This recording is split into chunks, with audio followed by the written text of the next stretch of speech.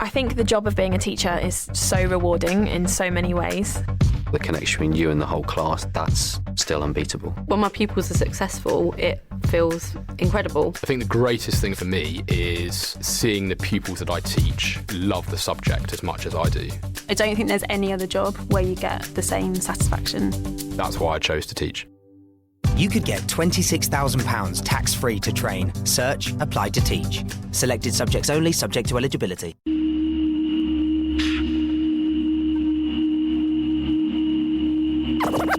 Ladies and gentlemen,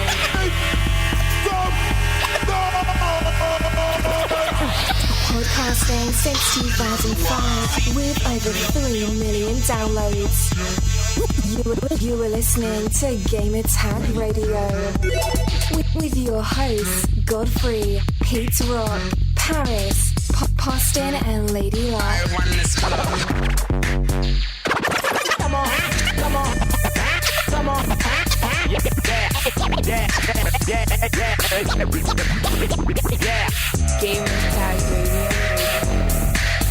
Welcome to Gamertag Radio, episode 449. This is your host, Godfree, and also my weekly co-host. Let's start off with Mandy, a.k.a. Lady Luck. Hello. I reappear. Hello, once again. You took, what, 2 weeks off? Well, it was because every time something came up when you guys were recording and I couldn't make it.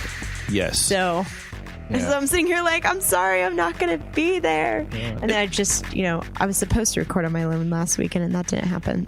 It's all good. It's all good. And also we have Paustinj J this week. What's up? Back again. Hey. How you guys doing? Good, man. All about Destiny. That's what I've been doing for the past few days. Every day. Don't even need sleep. Level 13, Titan. Level 13, Warlock over here. Doing it big. Mandy, what about you? I'm a level 7 Hunter. I've been slacking. That's all right. You can make that time up easily. I believe Paris he's a Warlock. He's a Warlock, yeah.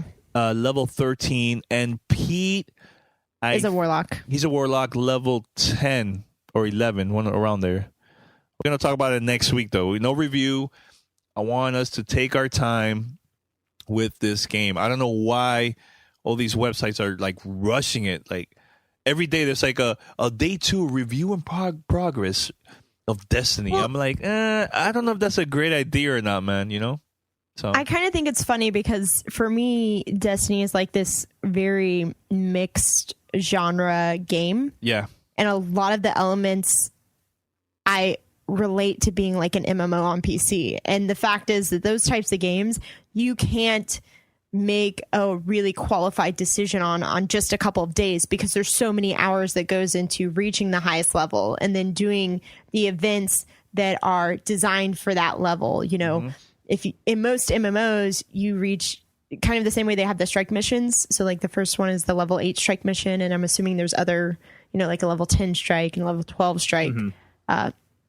In Destiny, in MMOs, you have like, okay, once you reach level 40 on an up to 80 scale, at level 40, you can start doing dungeons. So there's a level 40 dungeon and there's level 50 dungeon. Yeah. And then there's a whole slew of things you can't even do until you're level 80. So it's just impossible unless somebody's playing 24 hours a day and just not taking breaks over the course of 3 or 4 days to be able to reach the higher level and then take part in the events that you can only do at a higher level.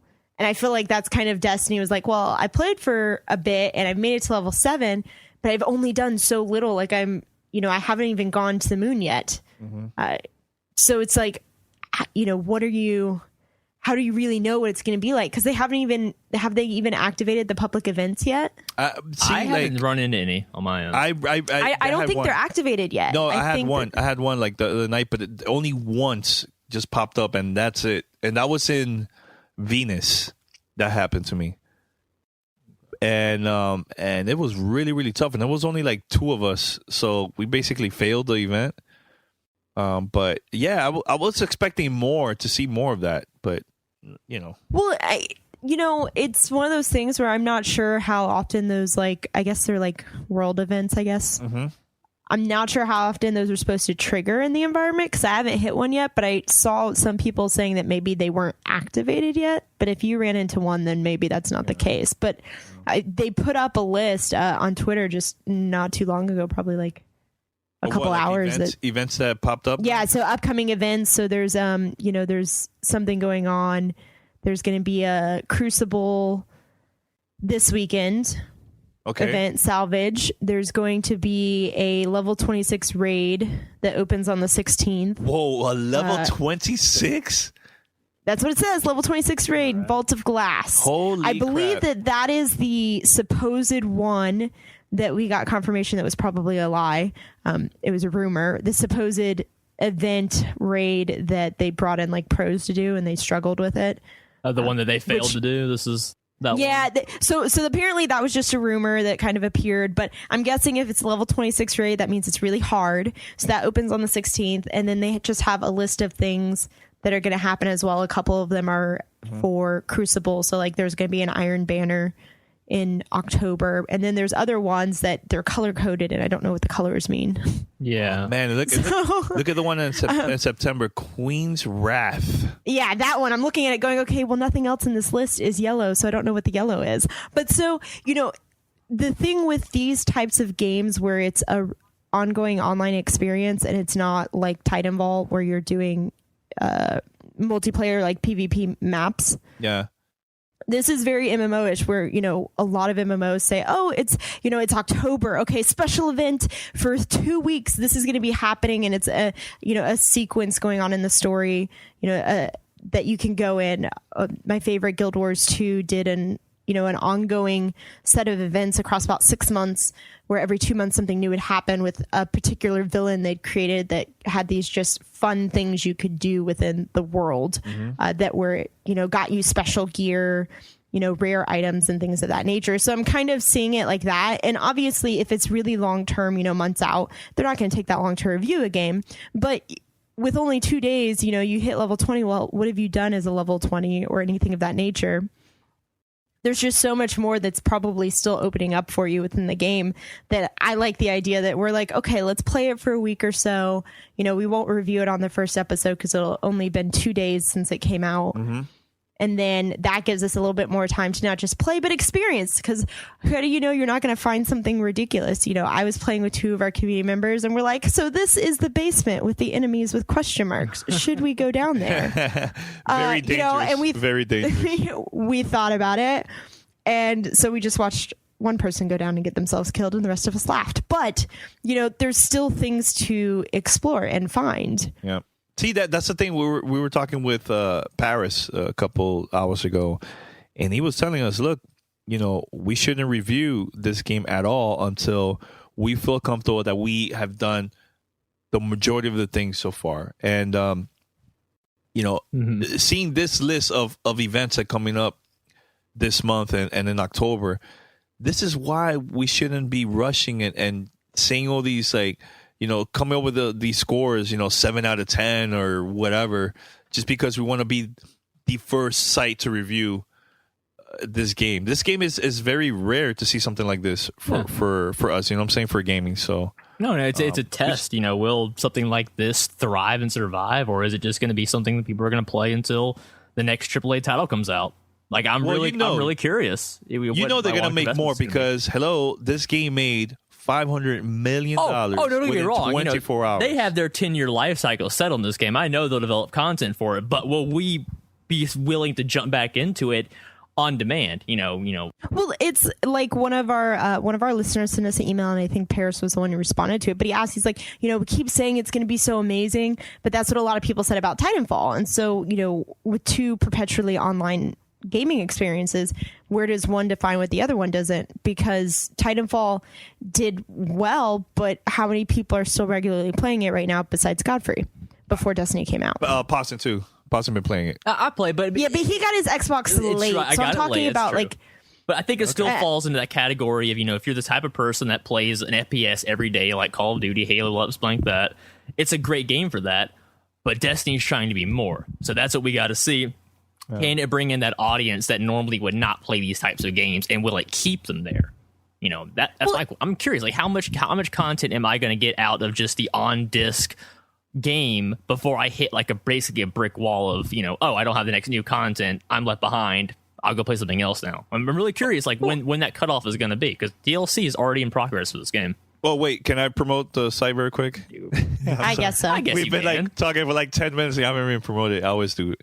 Head over to gamertagradio.com, post your comments, feedback, and listen to our past episodes. We love your feedback. Make sure to call us. If you're international, you go to our website. We have a widget called SpeakPipe.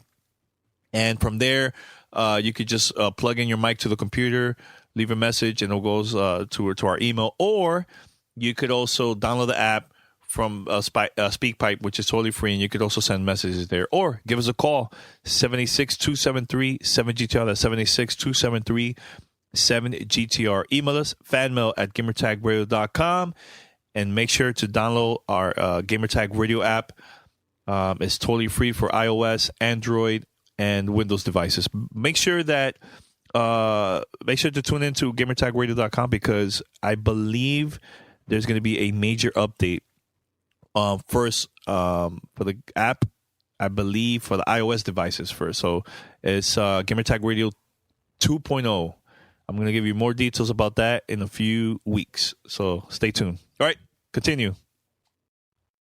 We talking about you guys were talking. Okay, so Paustinj brought up a good point, which was, when does the content end? Like, when do you say, okay, well, now I've done everything worth doing before they start putting out, the DLC and the expansions, I guess. Would that be a better word for it? They would the prefer DLC, expansions, yeah.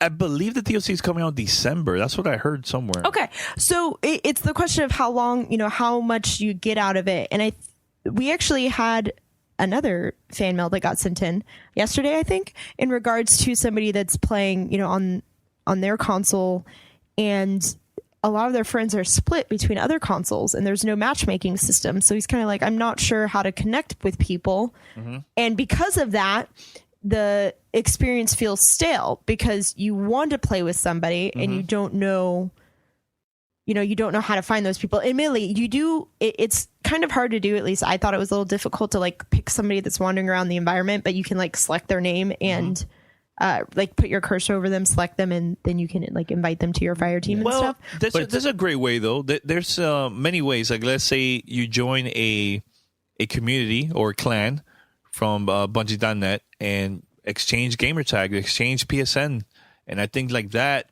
you will slowly get to meet other people and play together co-op, through the missions and stuff. I think that's an easier way. But like Paustinj, I think had been, before we started playing with randoms. Yeah, he started playing with randoms, and here's the bad thing about that part is that he goes to the matchmaking, plays with randoms.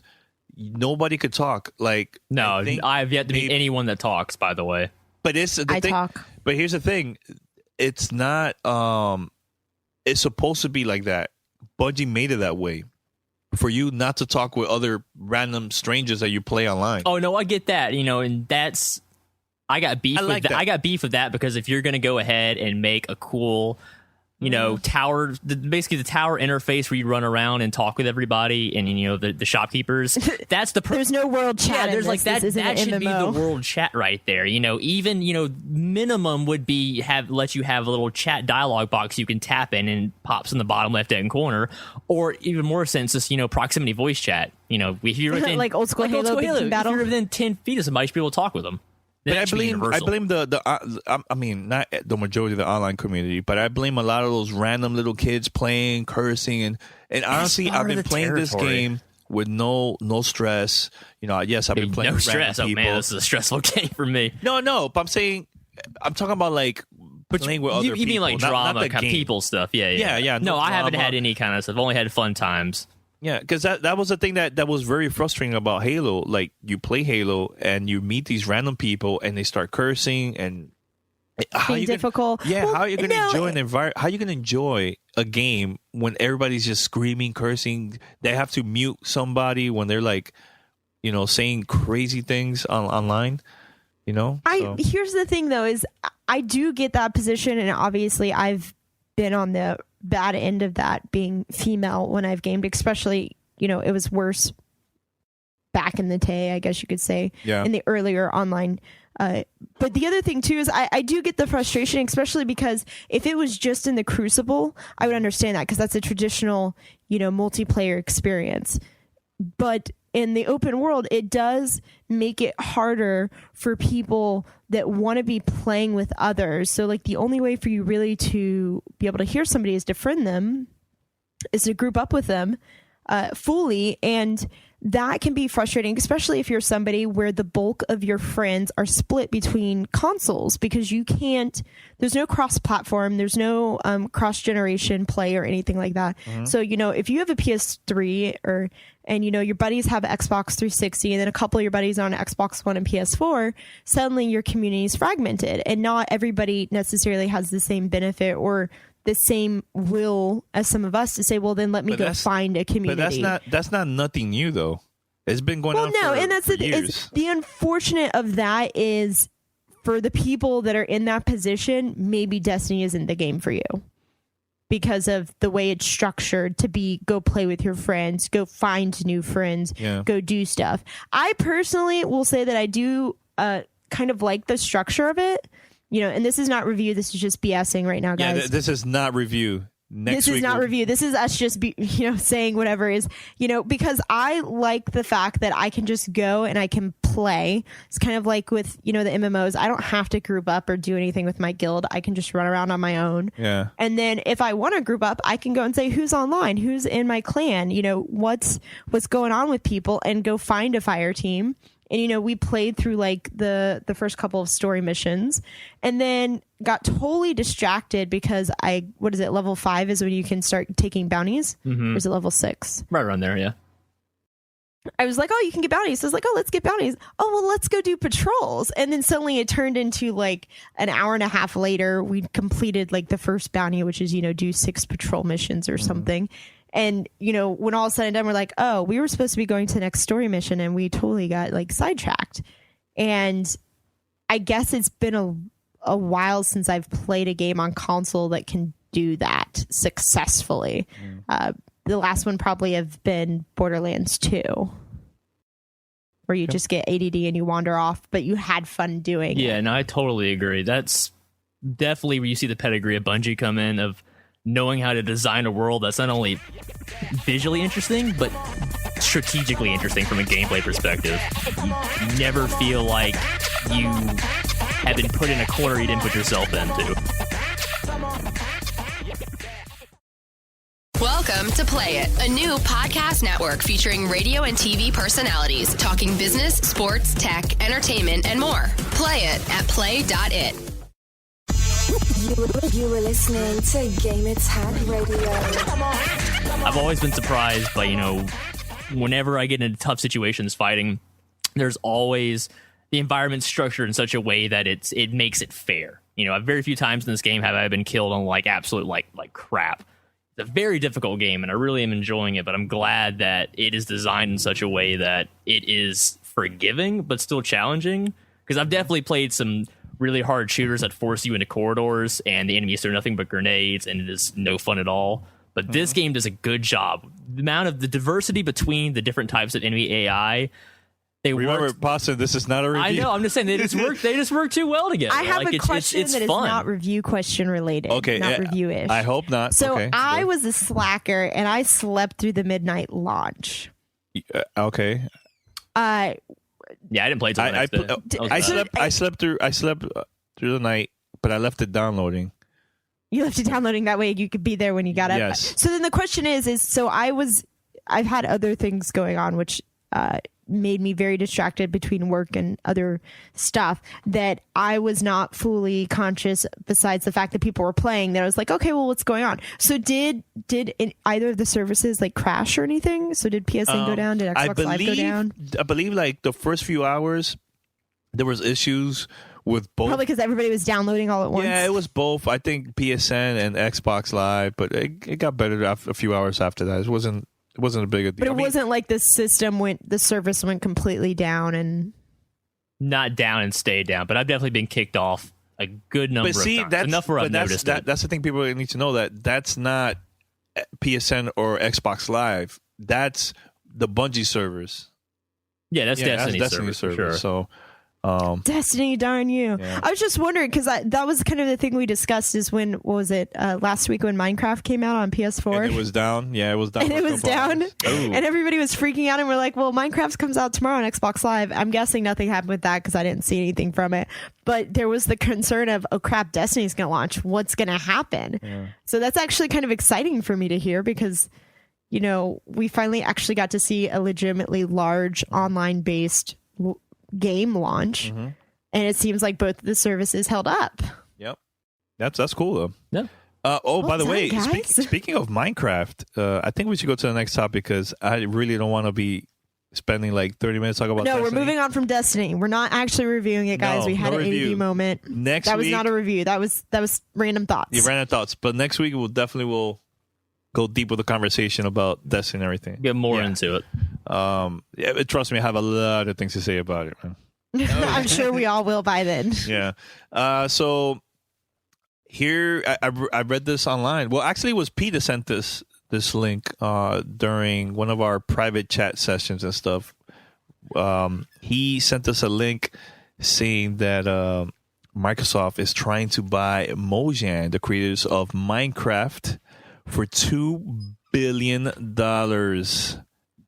Tell me that's a crazy move. Crazy. That just blows my mind because it's Minecraft. Yeah, but here a lot of people been saying, "Oh man," but they already came out on the PlayStation 4 and PlayStation 3 and other devices, like, you know. But here's the thing: they're buying this as a franchise. Like they're buying this because this is more than just gaming. This is movies.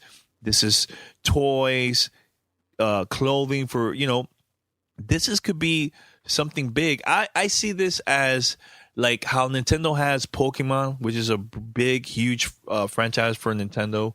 This could be Microsoft's next Pokemon. Version. Yeah, next version of that, of Minecraft, you know. Now, is it going to be successful? Like in the past, you know, they bought a couple companies. They bought Lionhead Studios. They purchased also Rare back in the days. And honestly, the only game that I can think of right now that was like the most successful and at the same time fun game from Rare ever since Microsoft, they went over to Microsoft, has been Viva Pinata. Viva Pinata. Okay, so I just want to say I am so excited for Little Big Planet coming out on PlayStation, but if Microsoft could give me another Viva Pinata, I would probably even buy Xbox Live again just so I could play that and co-op with my friends in my garden. Damn it. The game was so much fun, Mandy, right? It's so, you know, it was funny because when I first played it, I was like, this seems so ridiculous and like it wouldn't be fun.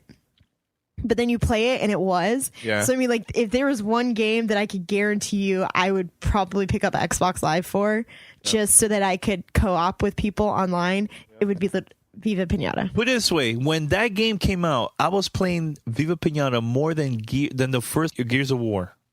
Yeah.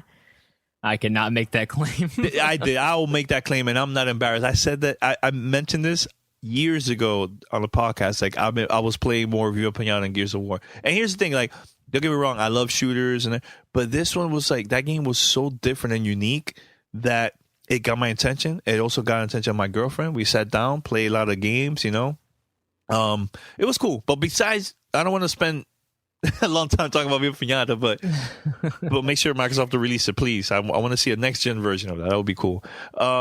You know, I think this is a big move. This is a very smart move, and it's going to be very interesting once this happens, if it becomes official.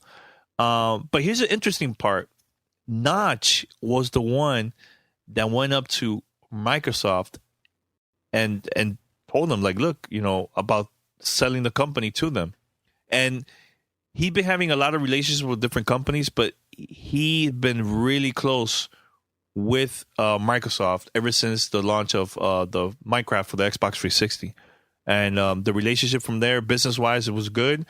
And I heard him and Phil Spencer have been, you know, getting together a lot, talking about this business move for a very long time. So, but what are your thoughts about this? I say good for him. I mean, this has been gaming's biggest success story in years, and I pretty much just watch it from the sidelines because I am terrible at this game, but I am always amazed by it constantly of how creative people can be. I think this is good. You know, the more resources that he can have to make, I mean, think about a Minecraft 2.0, you know, with next-gen technology and the amount of rendering and CPU power you could put into that. You could do whatever you wanted. I mean, that really would just be the ultimate sandbox game.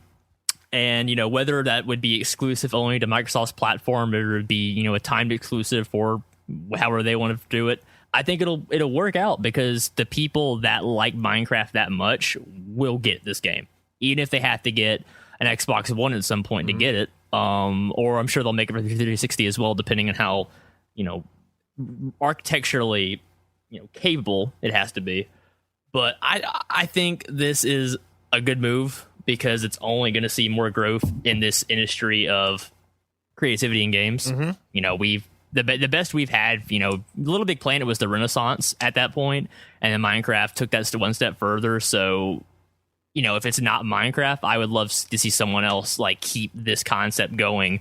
And, you know, competition is good. You know, a lot of people have hopped onto this trend of saying, you know, this is what works in games right now. Let's follow this trend. But you usually can get some really cool ideas out of that. So best of luck to Marcus.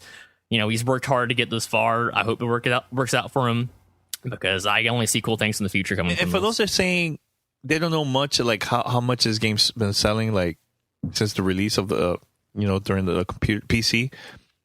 In the top 10 every month. Yeah, top 10 every month. This game has sold over 50 million copies. Of course, Microsoft is going to buy this. Come on. Yeah, I was going to say, let's be logical here. It made a lot of money, man. You know what I'm saying? So it's one of those things where you look at it and whether you like it or not, you have to wonder with the backing, like full like ownership backing of a company like Microsoft, well, what could they do next? Like, you know, what would be the next step from there? You know, I have no interest in Minecraft besides the fact that it looks nifty, but I sit there and go like, man, if Microsoft bought them, what would happen? I want it to be something great. Granted, we're a little skeptical because you know how things have gone with like Rare and stuff. Yeah. But it could be an awesome deal. So I guess we'll have to see what happens with it. Yeah. I don't know. I'm excited. I'm excited about this move, you know. So we'll see. So by the way, Xbox One just launched in a couple of countries, and one of them is Japan. Did anyone buy one? Well, here it is. Well, a couple people did. But they said that this is one of the first week sales was the worst in recent history for a home console in Japan ever. Okay, and now that hurts. And not just was it bad, it was Mandy. really they bad. said that was the worst home console history for the first week of any console in the history of Japan. This was the worst when it comes to sales. Here's the thing.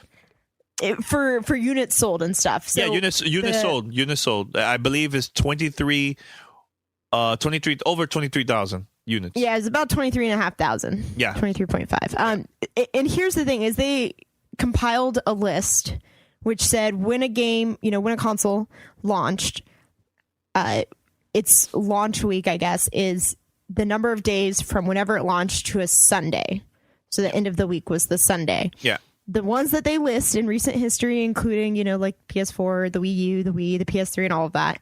Back to the Dreamcast was the example they used. For main consoles. The first Xbox and second Xbox sold more. They sold more. Sold more than double. But here's the thing is all of those had like 2 and 3 days from the launch to a Sunday. Yeah. The Xbox One had 4. 4 days. And it did significantly worse. That's kind of scary. But here's the thing. A lot of people that don't know about this, yes, PlayStation 4 and Wii U has been selling a lot more than Xbox One, but they're suffering. Right now, over there, gaming is all about mobile. Yeah, Japan is a really odd market. Everybody wants things to go with them. Let me phrase that. It's not an odd market. It's just very different from North America and Europe. Their living rooms aren't as big as ours. They can't fit all this stuff. Yeah, they don't have as much space, so they tend to go for things that they can Well, no, let me phrase it. They tend to go for things that they can take with them so that because of transportation and everything. So it's, things that are mobile, even handhelds have done traditionally. Not great, but better than like home The Vita consoles. does a lot better over there than it does here. Yeah. Evidenced by the Sony Tokyo Game Show conference, where they put a ton of stuff out for Japan and not the rest of the world. Well, by the way, you got to talk about that later. But we'll oh my god, that'll be our next topic. But keep on. That'll be the next one. Yeah. But you know what? It's on one side it sucks because obviously you want all the consoles to do well regardless of where they launch. On the other side, it does make me wonder because I'm not as familiar with how Microsoft tries to sell to the Japanese market, like what they put emphasis on. I'm going to go with not very well because I don't want to butt in here, but I went ahead and looked up the launch titles of what launched in Japan. There is not a single thing that is native to the Japanese market. It is every single... Well, the car game, Forza. Car games, racing games is pretty popular in Japan, no? I guess so. I'll give you that one. But just like, I pulled this up for the expectation that they would have at least made some exclusive games for that market in Japan that they knew would not work over here. But there's not a single one. Well, it's all of just the same games that we already have, and majority of these are not going to appeal. Well, yeah, Western games usually don't do as well in Japan. I just thought, when we had instances when they put out, things like Blue Dragon and Lost Odyssey on the last Xbox, because of Japan, they were trying back then. I would have thought they would have gotten their shot. But, to them, it's just, this is a Western machine for the people in Japan that want to play Western games. And obviously, you're not going to get anything better than that. I know they're never going to be number one in Japan, but I liked the idea that they at least still tried to make some unique experiences that, clicked. Yeah. Like when they put Tales of Vesperia on 360, it sold so well in Japan because you couldn't get it on PS3 at the time. Just simple things like that. It only takes one or two games really to get, hardcore Japanese fans up in arms. You put Dragon Quest on there. Oh my God. It would sell very well. There's a lot of things that could do very well. Well, we see the Tokyo Both Game markets. Show is coming up, so they might it'd be also... really exciting. I hope to see some new things coming out of them, but definitely, I'm sure we'll bring up, please, Japan, bring over more of these things. Oh my God. That we really want to America. Can we... You should segment that. Okay, we're going to segue this into the Sony pre-Tokyo Game Show press conference. Okay. So this was last week. I pulled it up and had it. You don't sound excited. Well, no. I'm excited, but I'm also not excited, and there's a reason for this. Okay. They showed a lot of great stuff for people that like things, largely stuff in the Japanese market. So a lot of those like JRPGs, things like that, they put out, they announced or showed off new Dragon Quest. The problem is, for those of us here in North America and Europe, the bulk of those games aren't going to be coming over.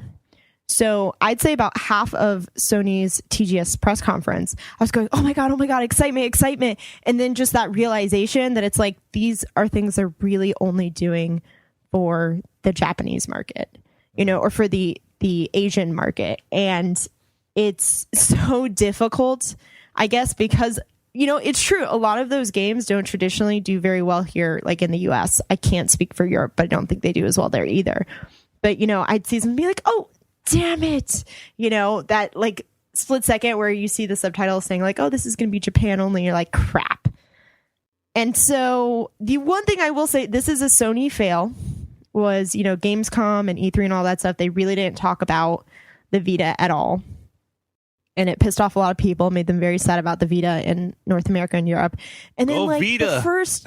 the first half of their conference there for TGS was about the Vita, but it was just in Japan. What are you doing, Sony? Well, it is popular. It is more popular there still, but there's a lot of people that are like, oh, I just sold mine because they didn't talk about it at Gamescom. When I say popular, meaning the market over there, mobile wise, like handheld, take it out, it's more popular. I'm not saying Vita is popular over there because it's not. 3DS hands down still popular over there, but go for it.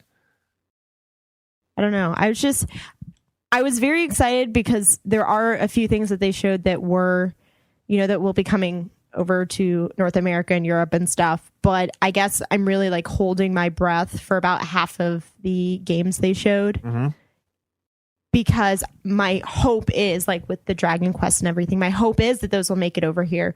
But at the same time, I'm not sure if they will, and if they do, I'm not sure what the time frame is, because like here traditionally we see something released within a couple months of each other between like North America and Europe, but getting a game here to like US from Japan can be sometimes like a couple of years. So it's exciting and disappointing all in one go. Welcome to Play It, a new podcast network featuring radio and TV personalities talking business, sports, tech, entertainment, and more. Play it at play.it. You're listening to Gamertag Radio. Are you still planning to import some stuff or not? Not really. I know you were debating. You've been debating about that for a couple. Yeah, of I've been debating. The thing with it is that I just, if I can't get like the language switched over, it kind of defeats the purpose. And since I can't read Japanese, I'm not sure if I'd know how to get into the settings to do that. So it's one that I've been throwing around. I haven't committed to importing anything yet. I'm kind of holding my breath that they'll make an announcement about what of the games will come to the US and in Europe first. Okay. Well, apparently also they're doing another Metal Gear collection. If HD collection or Legacy wasn't enough, guess what? You're getting more Metal Gear for your buck. So that's cool. I guess I kind of want to know more. I think I'd prefer to know more about when Phantom Pain is coming out versus another recollection of games. But hey, there's still plenty of people out there that haven't played these games yet, and you totally should. They're not for everybody, but I say everyone should at least try them, because if they are for you, oh my god, you'll love this. So wait, who announced it? Cough me. Who announced it or teased it? Who was it? Well, it's Hideo Kojima himself. Kojima, okay. Just posted a picture just saying new Metal Gear collection coming out, I guess, by the end of the year. I'm going to assume this is going to include the Acid card battle games and the portable ops and some of the other things that haven't been in the previous collections, because I'm not sure what else they could put in there at some point. Unless they're going to say they give you Ground Zeroes too on top of that. That's probably it, honestly. I mean, everybody's going to do the Halo Master Chief Collection type thing, so might as well take it. I mean, it's cool for those that are new to the series, but honestly, if you're new to the series, you really should buy that. I mean, I just don't see it. Think of it this way: is if it pulls like the Master Chief Collection does, you get however many games, 4 or 5 games for the cost of one. So even if you don't particularly like them, it's, if you do like them, then you get all of them in one go versus buying one for like $15 or $20 and being like, oh, I like it. Well, now I got to go buy the rest. Yeah. I don't see it not being a port. I think that's, I don't think, have the Japanese ever like taken re-put out games and taken the time to remaster them like what some Western game developers have? Because I just don't even know if that's like in their I could tell you a few. Final Fantasy and Zelda. Yeah. Yeah, There's not a lot of them. I think because traditionally, like, this is the first really big break in the console generations, I think, with at least like PlayStation and Xbox and such. This is the really big break where it's exceptionally difficult to go back and get those older games without going and getting an older system.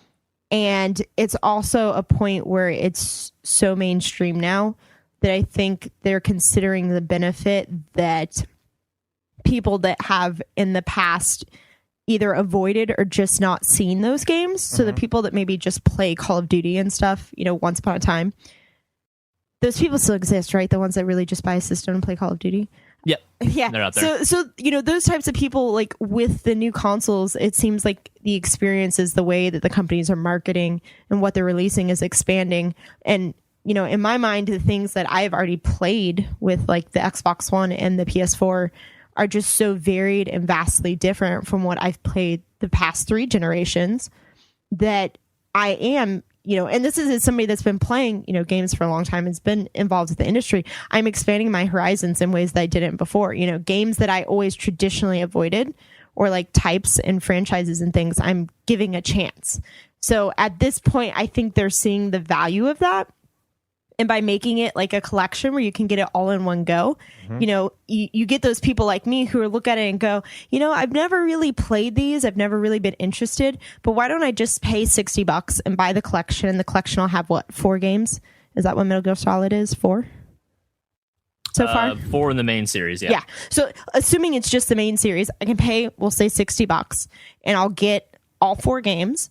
So they get me to buy in at that price and pick up, essentially get all of them. And then whether I like the first one or not, I've already committed, obviously, to that purchase. But I buy it because I'm like, well, what if I really like one? Well, then I want to play 2, 3, and 4. That's true. Okay. Well, I'm going to go to another topic. This will be our last one, guys. Our last one. It's funny because a couple of minutes ago, I sent this link to Mandy, Paris, the whole crew. And the title said that Madden on the PlayStation 4 outsold the Xbox One version. And now I'm going again to this same website, and they changed the title to this for the MPDs, by the way, for those that don't know, of August 2014. And it says, now PlayStation 4 outsells Xbox One for the 8th straight month. So they changed that title. So I don't know what happened there, but that was very interesting. So MPDs received the email with a couple of updates. And once again, PlayStation 4 has outsold Xbox One for the 8th time now. And I think it's going to happen the same with in September, MPDs, because of the whole Destiny and everything. And the bundle. A lot of people got the bundle. Oh, yeah, a lot of people got the bundle. Believe it or not, Destiny sold a lot of copies overall for every console, so that's pretty cool. Now, here's the question I want to ask you guys. Should Microsoft panic if their time exclusive DLC, with the whole Call of Duty series, which is in the history of Xbox, is always outselling the PlayStation versions all the time, every year? What if, for the first time, PlayStation 4 copies sells more than the Xbox One of Call of Duty? Do you think they should panic? My one question is, we're going to assume that we're just going to look at those numbers, so we won't include PlayStation 3 or Xbox 360. No, we're talking about next gen consoles. Okay. Just want to make sure. And to clarify this for you guys, because I don't think he actually said it, on the list of the top 10 games that for August, they said that of the 10, the only one that did not sell more on PS4 than Xbox One was Call of Duty Ghosts. Yes, I forgot to mention that. Which was number 5. So now, admittedly, one of the games was The Last of Us, so obviously that would not be on Xbox. But the rest of them were all multi-platform. Well, Minecraft is still there. Woo! Minecraft. Well, that's old gen. Yeah. So I'm not sure what okay, then that means that technically of the 7 titles that were on both Xbox One and PS4, besides Call of Duty Ghosts, Last of Us, and Minecraft, so those other 7 titles, the PS4 sold more. Yeah. I think it may be cause for concern. I don't know if panic would be the word I'd use. Okay. Mostly because I want to wait and see how this deal that they did this week with the, buy an Xbox One and you get a free game. I want to see how that pans out for them. I think it's going to be good, but it's not something that I feel like big enough to really. Nah. I mean, look, I know a couple of people on my job. They don't read no blogs. They don't go listen to podcasts at all. They're just like casual gamers. They just like one particular game and they just buy that. So a couple of them came up to me. They were like, "Look, I'm thinking of buying an Xbox One because." FIFA's coming out and they have the exclusive thing that's only available for the Xbox One. Because they were debating which version they should buy. And that was the thing that got their attention. The whole, the Legends feature. That you have like, I don't know. But I really don't play FIFA. So it's just an exclusive thing that they have for FIFA. Only for the Xbox One. So that got their attention. That's why they're going to buy that. And that console that I mentioned, look, there's a pretty cool deal about, if you buy a bundle of Xbox One bundle or just the console, you get a free game of your choice. Anything that's out now in stores. They're like, really? I go, yeah. If I was you, buy the console and get, Destiny or whatever you want and go from there. You're going to save so much money by doing that, So, and if you go to the Microsoft store, they also will give you a $50 gift card because they're celebrating the release of Minecraft for the Xbox One. So that right there, there's two games basically you will get for free. You know, so. And if you're not committed to one console or the other, that's a good deal. Yeah, it is a good deal. Hey, I bought my PlayStation 3 because there was a deal at Best Buy with. I bought that with Uncharted. I don't know. It'd be weird to see PlayStation outsell Xbox and Call of Duty, but I think it's going to happen. No brainer. Well, at this point, I think it's just the difference in the consoles. Yeah. It's the difference in how many people own a console.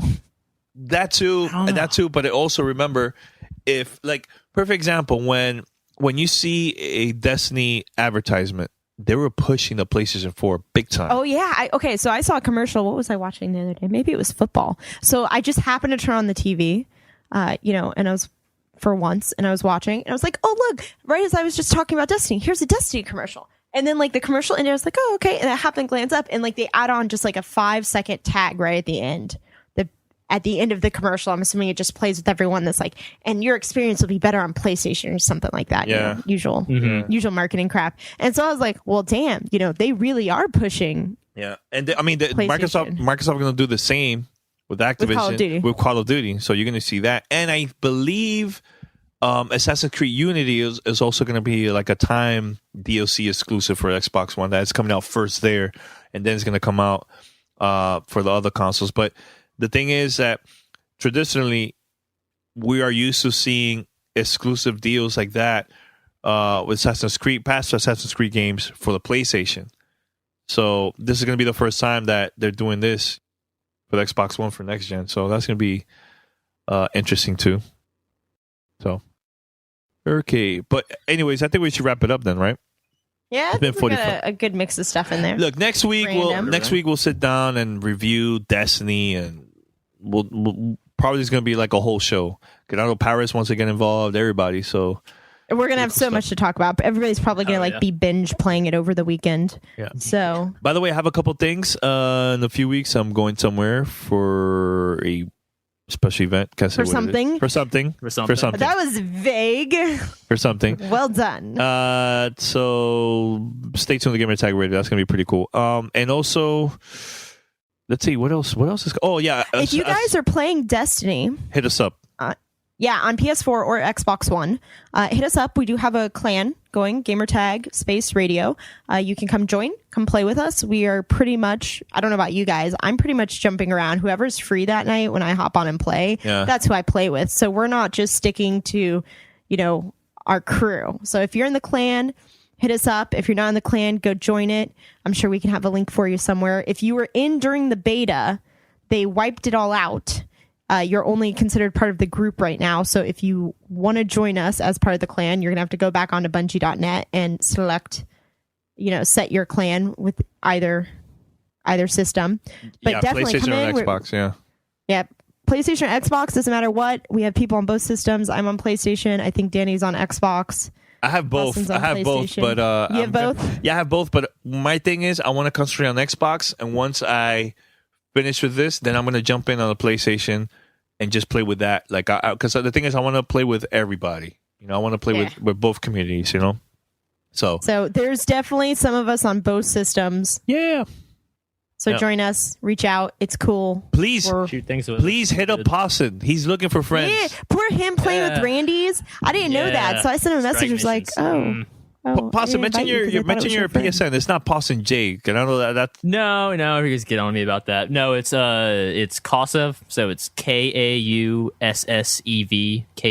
Kaussev. But I have Paustinj J tagged on my name as well. And if you add me and you say your GTR, I'll real name you. So it's cool. We all know each other. We'll just give a list of all of our tags. Yeah, what I'm gonna do is like for this episode, I'm gonna put everybody's gamer tag and everybody's PSN so they could add us and play Destiny with us. So it's gonna be everywhere. So yes, please hit us up. We need people. We need people. Good people. We'll make you better. Yeah, and people that talk and have mics. Yes, microphones. Useful. Please. Yes. I don't like just yelling at myself. Yeah. Oh, by the way, I'm planning to have a special guest in a couple weeks. Can't say who, but it's cool. Couple weeks. I think. Exciting. I think it's next week. I gotta check. But I think we should wrap it up, guys. Head over to gamertagradio.com. Put your comments, feedback. and also listen to our past episodes. Download our Gamertag Radio app. Is totally free. And make sure to spread the word. Tell other people about it, man. Remember, new update 2.0 coming out for the iOS devices first. And we'll keep you posted about the other versions. We'll see what's up with that. Also, give us a call, 786-273-7GTR, or leave us a message. Go to gamertagradio.com, and on the side, there's a widget called SpeakPipe, and you could plug in your mic on the computer or download the app for that, and you can leave a message. Or you can email. Did you say you could email us? Yes, email fanmail@gamertagradio.com. I don't know. There's so many things now, I forget which one we've already said. Yeah. So that's it. Anything else, guys? Nah, let's finish up. I want to go play some Destiny. Yeah, let's shoot aliens. Yeah, all right. All right, guys. Until next week. Peace. See ya. Later. Hey, Paris, you slacker. Just want to give you a shout out. Bye. Later. You're listening to Gamertag Radio. Be sure to like us on Facebook. Follow us on Twitter. Tune in next time.